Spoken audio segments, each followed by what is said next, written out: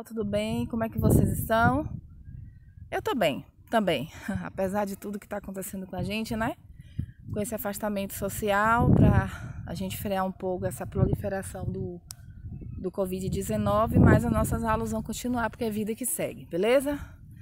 Nós vamos hoje dar uma estudada na história da Roma Antiga, que faz parte do conjunto das chamadas civilizações clássicas, beleza? Vamos lá. Roma Antiga, pessoal, é a capital da Itália. Ela se localiza na Península Itálica. No mapa vocês estão vendo aí. Essa península que tem aí o formatinho de botinha. Aí. Ela fica na Cordilheira dos Alpes, banhada pelos mares Adriáticos, Tirreno e Jônico. A Roma tem duas versões que buscam explicar suas origens.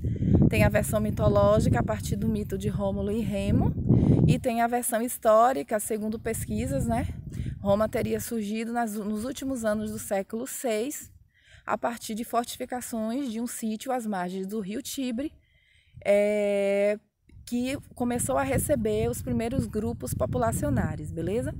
Essas fortificações, como no mapa aí mostra, pessoal, tinha como objetivo impedir a entrada de povos guerreiros, principalmente dos etruscos, o que não vai resolver muito essas fortificações, porque a gente vai perceber que lá na frente os etruscos vão invadir e vão submeter o povo romano, que já estava vivendo ali, ao seu domínio. Sobre as origens dos povos romanos, os primeiros povos que vão surgir vão ser os latinos, os sabinos e posteriormente a primeira diáspora grega. Os gregos também vão procurar aquela região às margens do rio Tibre para se sedentarizarem, certo? E a gente vai ver que alguns desses povos vão se sedentarizar ali de forma harmônica, mas outros vão se sedentarizar de forma militar. Exemplo disso, nós teremos os etruscos. A história de Roma para estudos é dividida em 3 períodos, tá bom, pessoal? Que vocês estão vendo as datas aí na telinha de vocês, e nós iremos estudar cada período dele a partir de suas características. Vamos iniciar então com o período da monarquia, onde se alicerça a sociedade romana.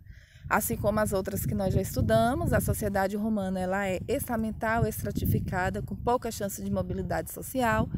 No topo dessa pirâmide nós vamos ter os patrícios. Abaixo dos patrícios nós teremos os plebeus, abaixo dos plebeus nós teremos os clientes e uma grande quantidade da parcela dessa sociedade formada por escravos. Esses escravos eram escravos de dívidas e também escravos capturados, escravos a partir das guerras. Os patrícios, pessoal, seriam aqueles os nobres da terra, aqueles que reivindicavam a origem de Roma e que também tinham direitos políticos. Já os plebeus seriam os homens livres, comerciantes, artesãos, camponeses, contudo não tinham direitos políticos. E os clientes, eles seriam uma espécie de plebeus que prestariam serviços aos patrícios em troca de proteção, ok? Muito bem, pessoal. A Roma Antiga, ela vai lançar as bases, juntamente com a Grécia, da cultura ocidental. No aspecto religioso, Roma vai absorver a religiosidade, as crenças politeístas dos gregos até por volta do século III depois de Cristo. A partir de então, vai ser adotado o cristianismo como crença por decisão de alguns dos imperadores que nós iremos estudar ainda nessa videoaula, tá bom? Uma coisa que chama a atenção para a gente foi a contribuição dos romanos em relação ao código, né? O código romano, que vai alicerçar o nosso código, vários códigos civis ocidentais. Bom, características da monarquia. A monarquia tem início com a fundação de Roma e tem fim com a expulsão do último rei etrusco, Tarquínio o Soberbo. E nós vamos ver o que é que vai acontecer. Durante a monarquia romana, Roma vai ser governada por 7 reis etruscos. Lembram que eles foram os invasores?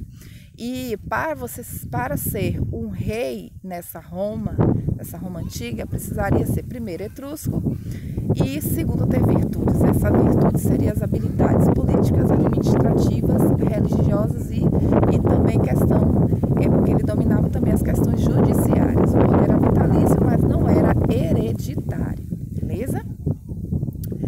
nós vamos ver também que na Roma antiga, no seu período monárquico, a política ela vai se organizar através das cúrias, que seriam assembleias formadas por cidadãos em idade militar. Claro, eu estou falando de uma sociedade liderada por reis etruscos, reis militares.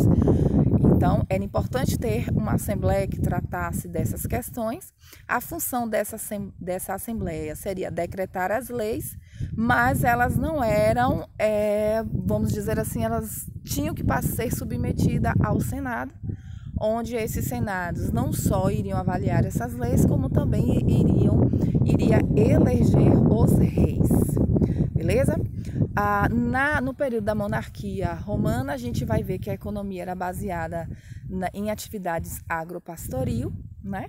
E a gente vai ver também que durante a monarquia vai ser o momento da criação das defesas de fronteiras de Roma, porque vai ser um período marcado por conflitos com povos vizinhos, entre eles os etruscos, que ainda não haviam penetrado no território romano de forma total. Bom, ao fim da monarquia romana, ela é marcada pela queda do último rei etrusco. Como foi que isso aconteceu? Os patrícios eram os fundadores de Roma, né? Eles reivindicavam isso, contudo, eles não tinham poderes políticos, assim. Por exemplo, um patrício nunca poderia chegar a ser um rei nessa Roma monárquica, porque só os etruscos poderiam ser reis. Então, os patrícios vão mobilizar os plebeus, que vão se unir para derrubar o reino etrusco. Os patrícios vão oferecer aos plebeus uma participação política em uma nova Roma, que agora seria de caráter republicano. E aí vai ser uma coisa inédita, porque outra civilização anterior a Roma tinha adotado o regime republicano, seria uma coisa nova.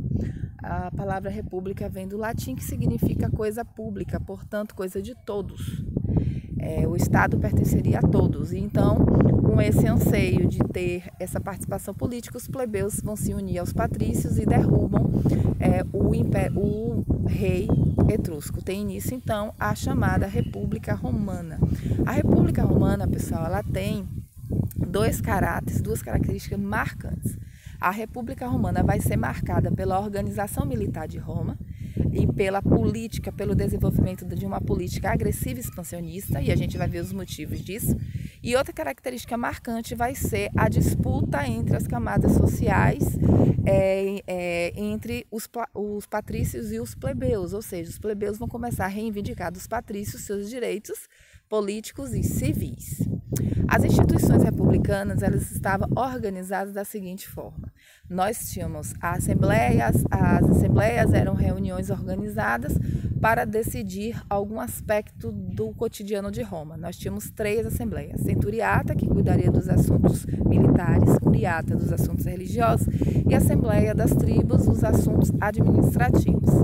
Quem iria participar dessas assembleias? Roma era liderada por 2 cônsules, um cônsul liderava a Assembleia Centuriata e o outro a Assembleia das Tribos. Também tínhamos os pretores, que esse cargo era exercido também pelos cônsules. Abaixo dos pretores tinha um senado, formado pelos anciões.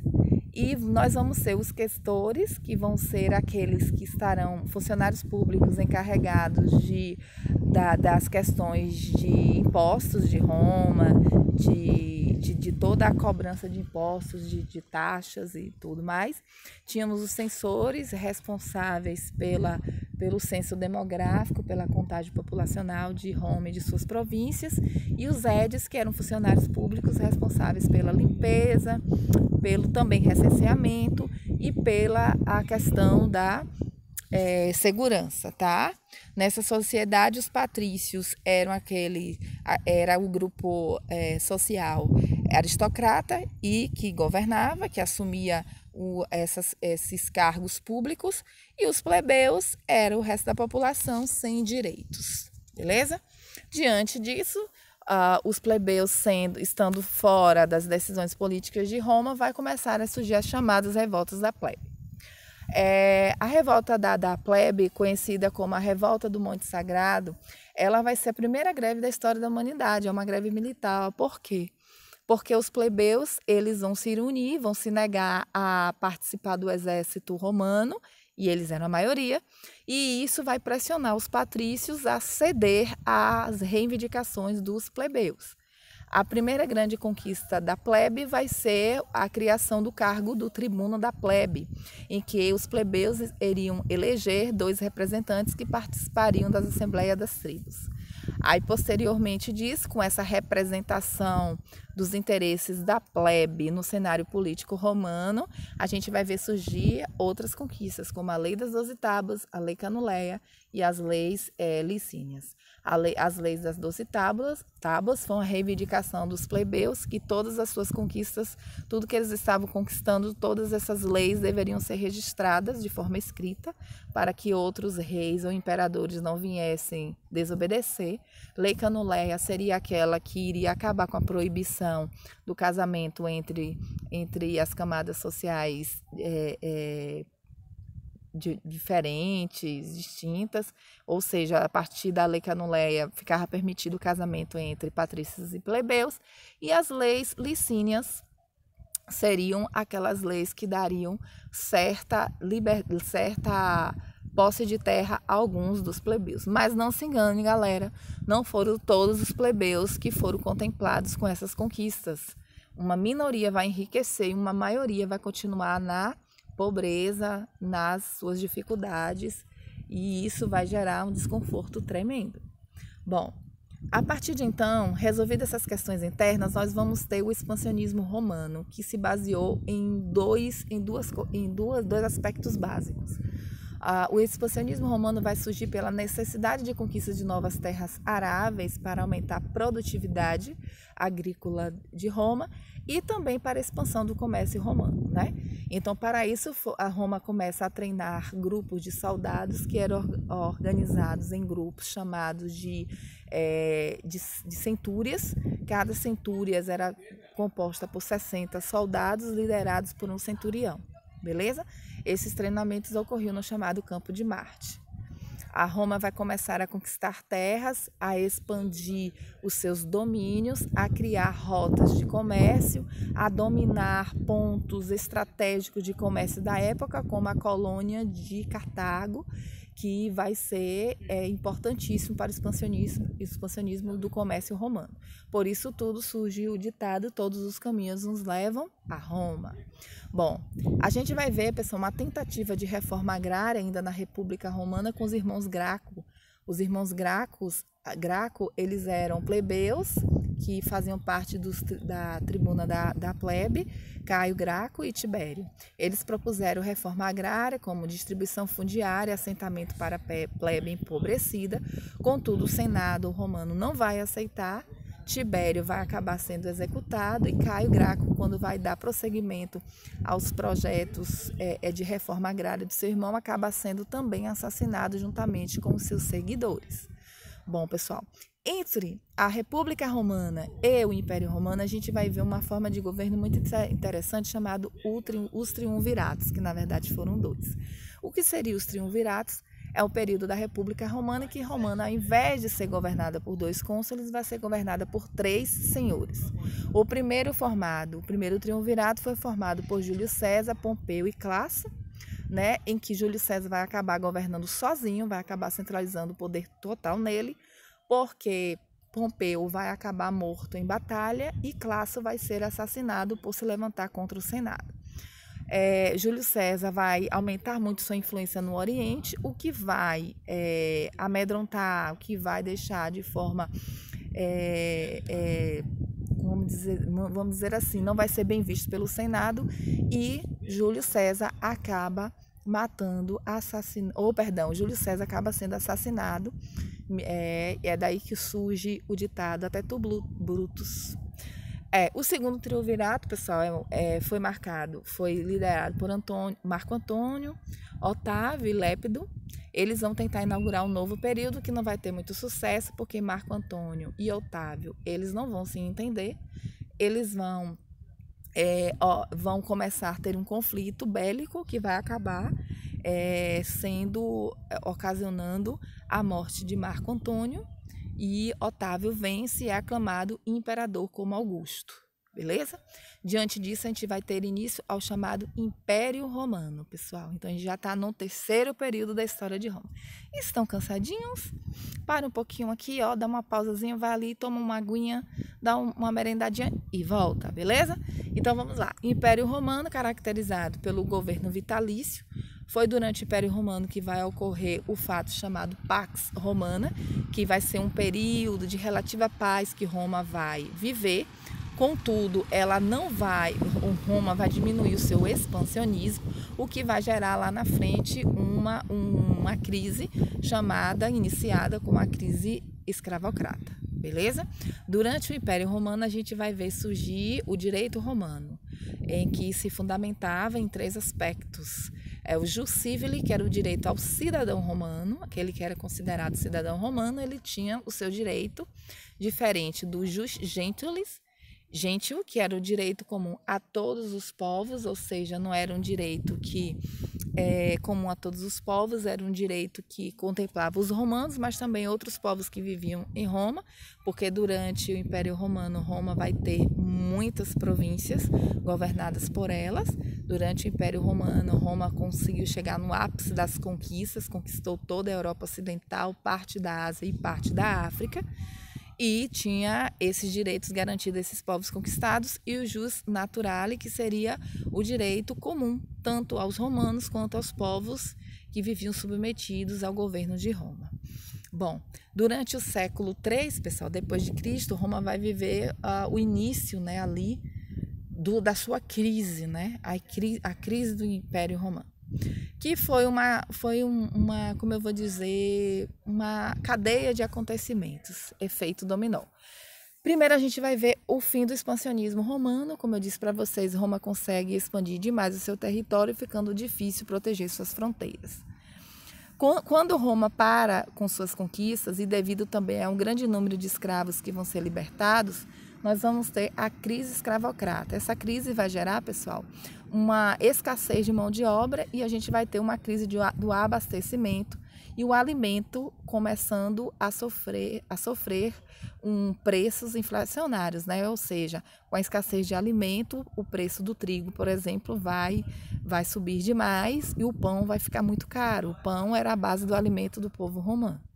Diante disso, tentando resolver essas questões, os imperadores vão implantar o chamado espetáculo pão e circo, que nada mais eram do que espetáculos em grandes arenas construídas com o objetivo de entretenimento, para a população, essa população era convidada a assistir esses espetáculos, e lá elas não pagavam para entrar, elas recebiam trigo, recebiam pão, recebiam vinho e assistiam aos espetáculos. Isso tudo com a função de desviar a atenção e diminuir as tensões populares, O que é que não vai surtir muito efeito?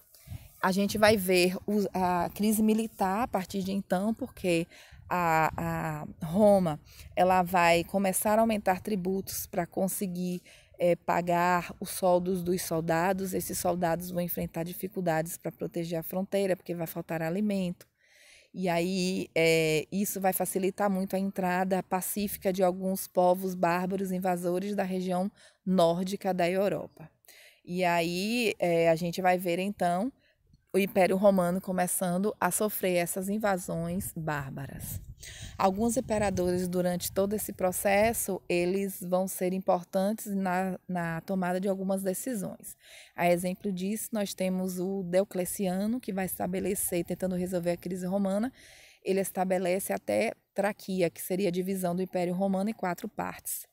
E aí cada parte teria uma administração própria. Contudo, isso não vai dar muito certo, porque vai fragmentar, vai descentralizar demais o poder do governo romano, do Império Romano, não vai surtir muito efeito.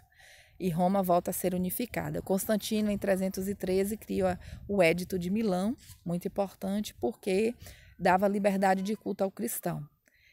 E também ele vai começar a construir a cidade de Constantinopla, e lá na parte oriental dos domínios romanos ele vai estabelecer o sistema de colonato, que o que é que seria esse sistema? Seria, pessoal, um assentamento forçado de camponeses para que passassem a produzir alimentos para Roma, dando início à chamada servidão da Europa.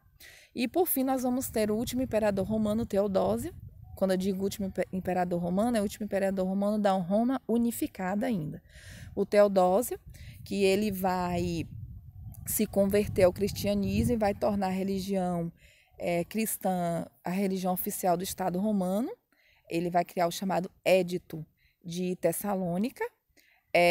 Com a morte de Teodósio, a gente vai ver então o Império Romano se dividindo como forma de tentar resolver a crise em Império Romano Ocidental e Império Romano Oriental. A gente vai ver assim então mais uma tentativa para resolver a crise do Império Romano.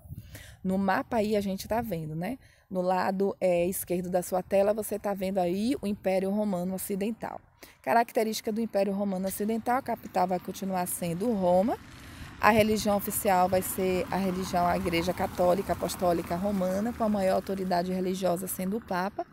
A atividade econômica vai continuar sendo a agricultura, pessoal. E Roma Ocidental vai continuar passando por crises econômicas.